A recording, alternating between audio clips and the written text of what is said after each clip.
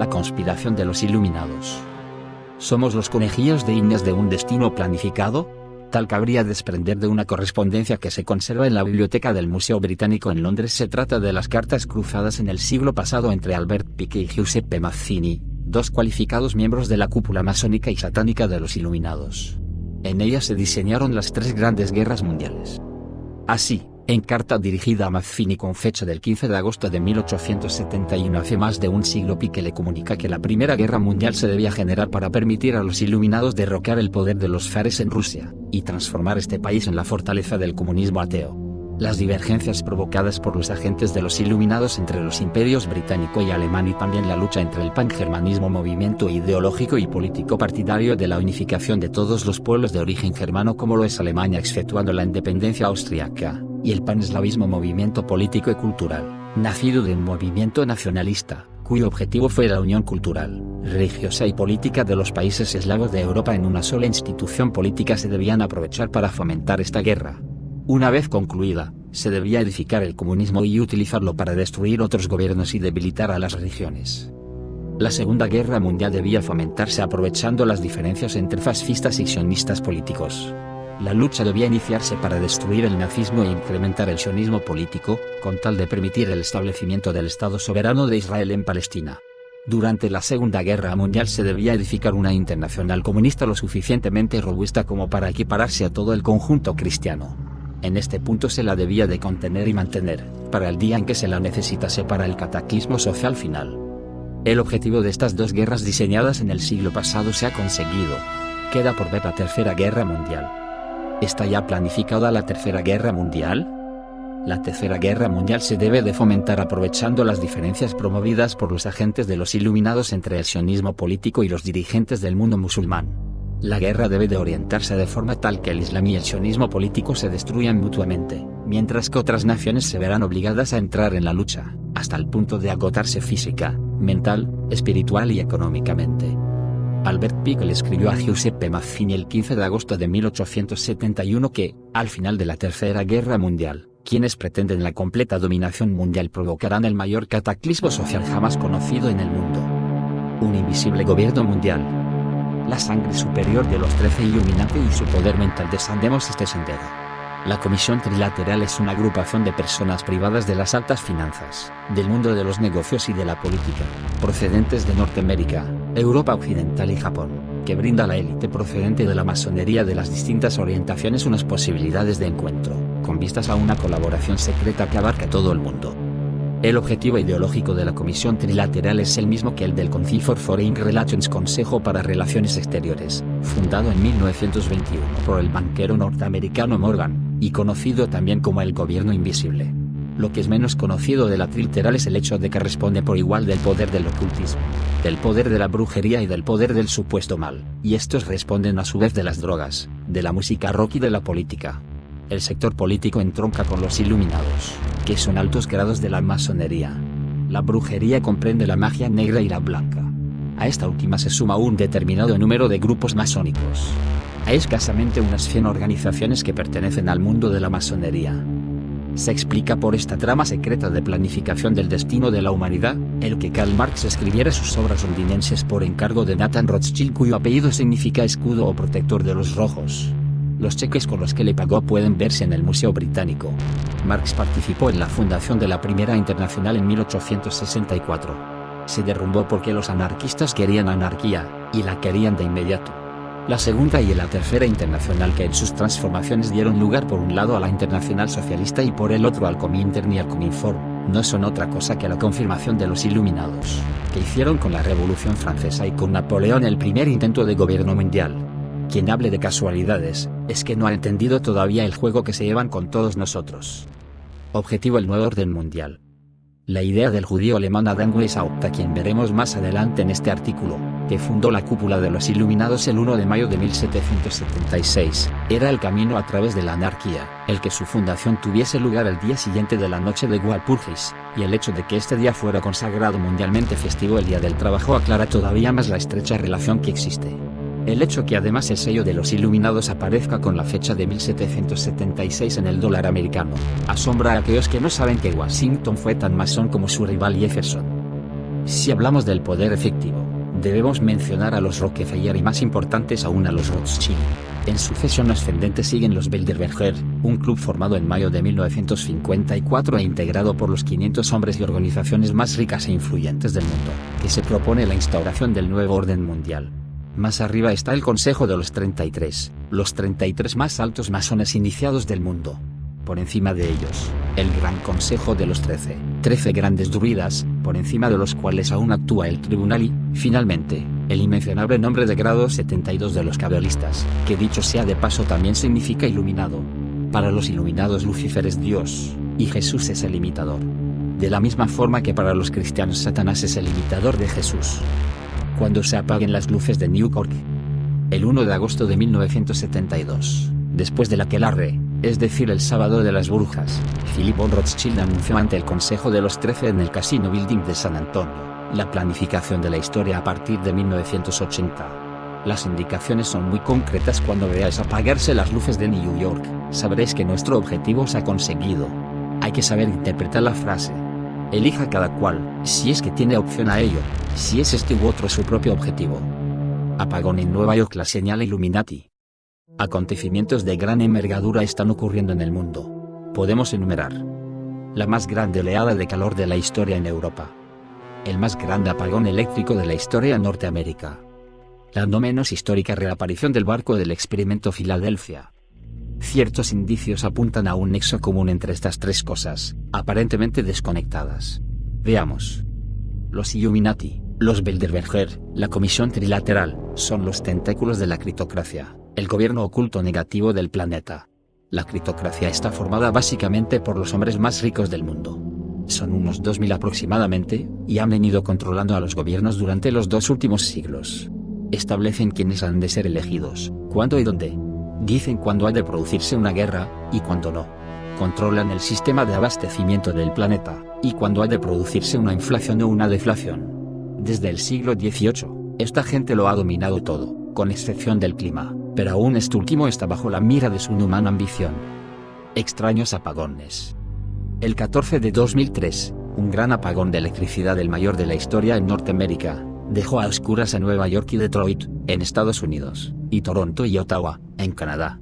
No se ha dado ninguna explicación clara a la opinión pública, y el presidente de los Estados Unidos, George Bush Illuminati, miembro de la Orden de la Calavera y Huesos, hizo un tranquilizador anuncio público, insinuando que el fenómeno se debió a la falta de renovación de los sistemas de energía.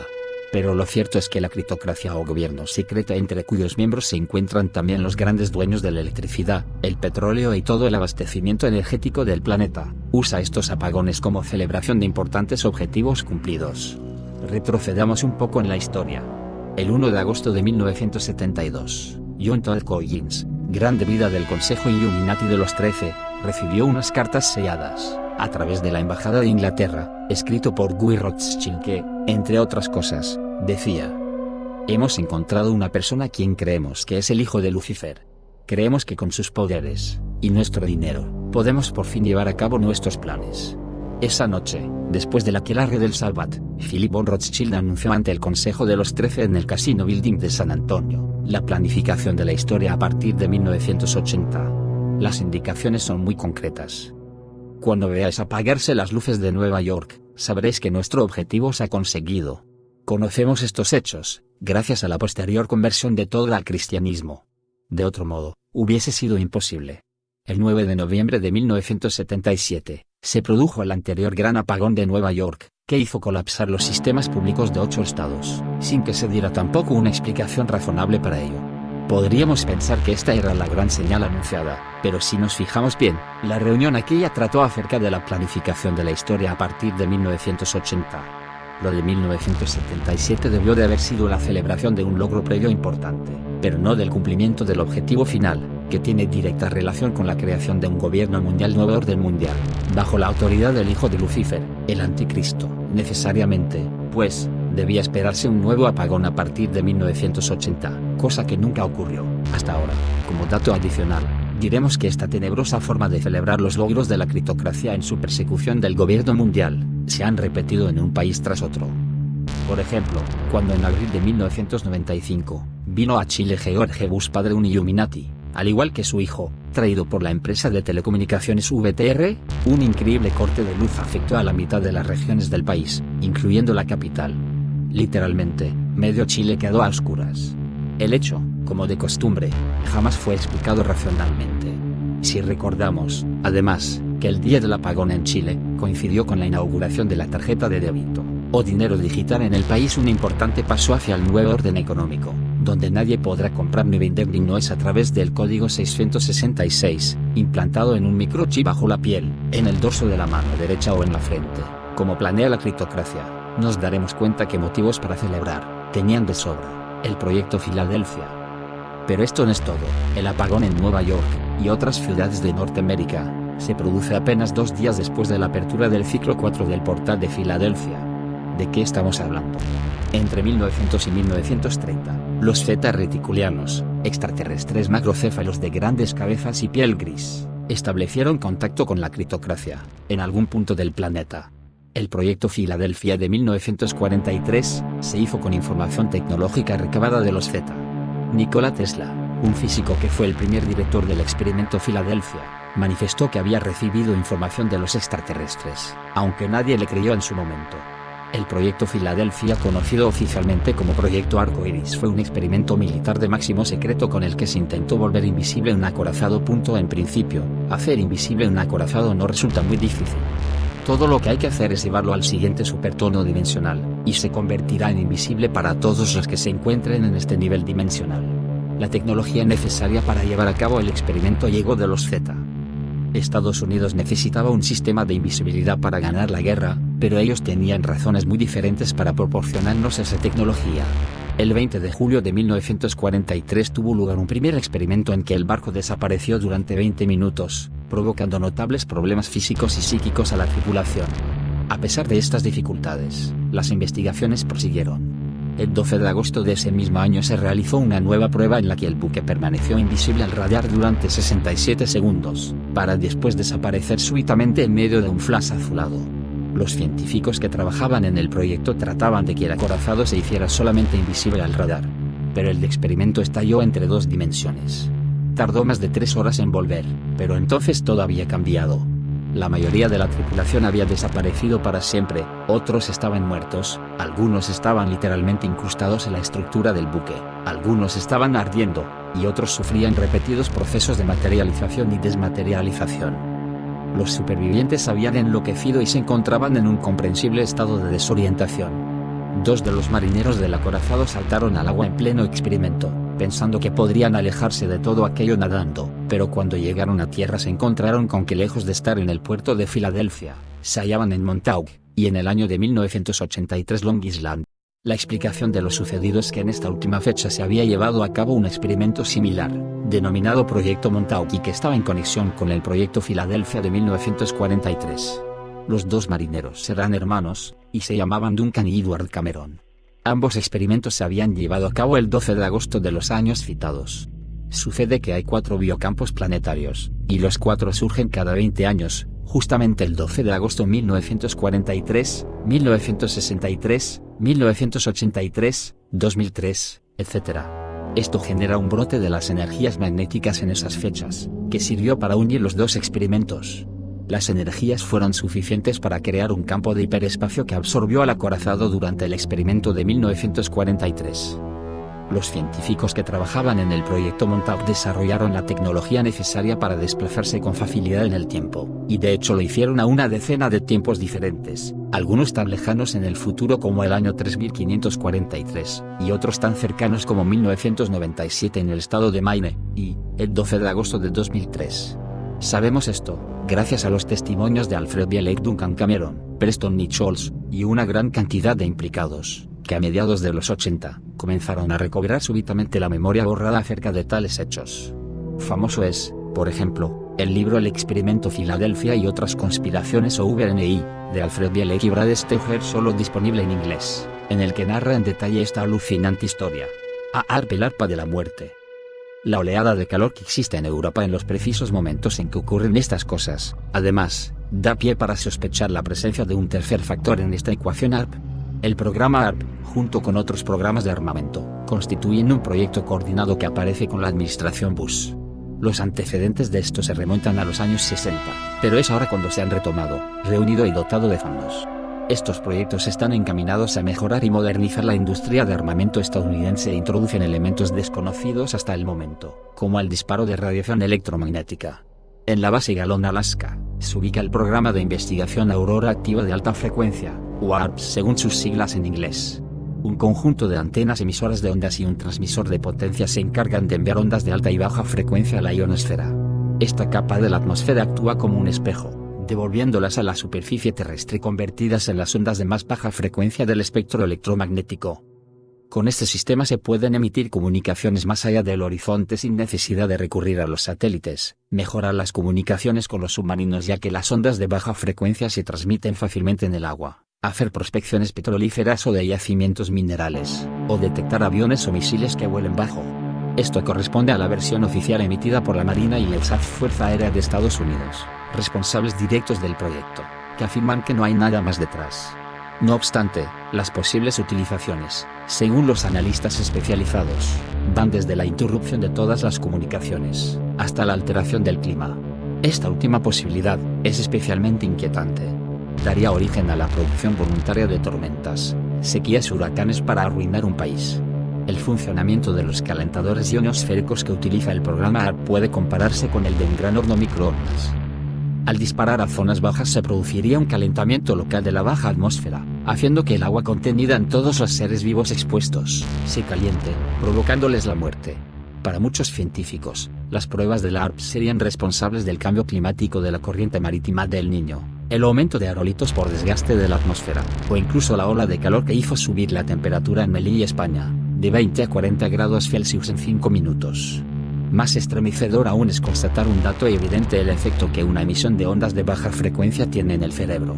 Un documento de la Cruz Roja Internacional advierte del riesgo para la salud que representa la energía radioeléctrica con determinadas frecuencias de longitud de onda, que coinciden con las utilizadas en ARP. Un informe de la propia USAF destaca que los campos electromagnéticos pueden emplearse para producir una grave alteración psicológica, como distorsiones en la percepción y en la orientación, y pueden afectar a grandes áreas de población con un sistema único. El material más completo sobre el uso militar de esta tecnología se encuentra en los escritos del Illuminati Zbigniew Brzezinski, consejero científico durante la administración Johnson años 60, y consejero de Seguridad Nacional durante la administración Carter años 70, además de presidente de la Comisión Trilateral en esa época. En ellos se informa sobre el uso de los transmisores de energía para la guerra física y medioambiental. Respecto a estas investigaciones, Brzezinski escribió que la explotación de la investigación sobre el cerebro y la conducta humana tienta a los estrategas políticos, y que la tecnología que permita estas aplicaciones podría estar desarrollada, muy probablemente, en unas pocas décadas. En 1970, Brzezinski escribió: la era tecnocrática va diseñando paulatinamente una sociedad cada vez más controlada. Esta sociedad será dominada por una élite de personas libres de valores tradicionales que no dudará en realizar sus objetivos mediante técnicas depuradas con las que influirá en el comportamiento del pueblo y controlará y vigilará con todo detalle a la sociedad. Llegará a ser posible una vigilancia casi permanente sobre cada uno de los ciudadanos del mundo. Apenas 2 años después, los Illuminati recibirían la ya citada indicación. Cuando veáis apagarse las luces de Nueva York, sabréis que nuestro objetivo se ha conseguido. Algo se logró estos días. Y las pistas aquí ofrecidas debiera servirnos para estar alertas ante lo que viene. Una conversación con los Gorbachev. Mikhail Gorbachev. Nada sobre la triunfal gira de 2 semanas de Mikhail Gorbachev por Estados Unidos sugirió que se trataba de un político depuesto del poder. Los estadounidenses lo recibieron con ovaciones de pie, aunque su visita a Estados Unidos fue aparentemente para recaudar fondos y hacer contactos para la Fundación Gorbachev. También le abrió paso fácilmente hacia las exclusivas filas de los estadistas de alto rango cuyos pronunciamientos se espera que reverberen alrededor del globo. Su tema es un corolario de su propia perestroika. El mundo entero está en necesidad de cambio y reorientación. Gorbachev no se sentiría atraído a hacer una admisión de que la teoría socialista había fallado o que el comunismo estaba muerto. Una alternativa entre el capitalismo y el comunismo está en perspectiva. La mayoría de ustedes probablemente mueven la cabeza perplejos ante este artículo noticioso, sin entender que contiene una de las mayores admisiones en la historia del mundo moderno. Cualquier estudiante de la conspiración iluminista para producir el nuevo orden mundial, sin embargo, sabría de inmediato lo que Gorbachev quería decir cuando declaró que una alternativa entre el capitalismo y el comunismo está en perspectiva en el futuro inmediato. Mientras consideramos cuidadosamente la declaración de Gorbachev, vemos que ha dicho que hay tres sistemas de gobierno, dos constituidos al presente y uno por venir. Él menciona específicamente el comunismo y el capitalismo como establecidos al presente en el mundo, pero declara que viene un tercer gobierno, aunque aún sin nombre, que no será ni comunista ni capitalista. Adam Weishaupt, signo de interrogación abierta. ¿A qué podría estar él refiriéndose? Para entender, debemos remontarnos a la historia, al 1 de mayo de 1776, el día en que, un ex sacerdote jesuita, formó su grupo ocultista, que designó como los Maestros de los Illuminati. Adam Weishaupt fundó su nuevo grupo sobre la base de la orden jesuita, con la cual estaba muy familiarizado. Los Maestros de los Illuminati eran una verdadera sociedad secreta, completamente cerrada al mundo exterior. Tenían un plan preciso para eliminar todas las religiones e instituciones civiles y gobiernos, reemplazándolos con un nuevo gobierno global, un sistema al que Weishaupt llamó el Nuevo Orden Mundial. ¿Cuáles fueron los planes específicos de este nuevo orden mundial?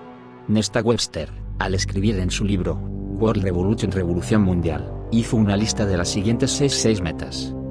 Abolición de la monarquía y de todo gobierno organizado. Abolición de la propiedad privada. Abolición de la herencia.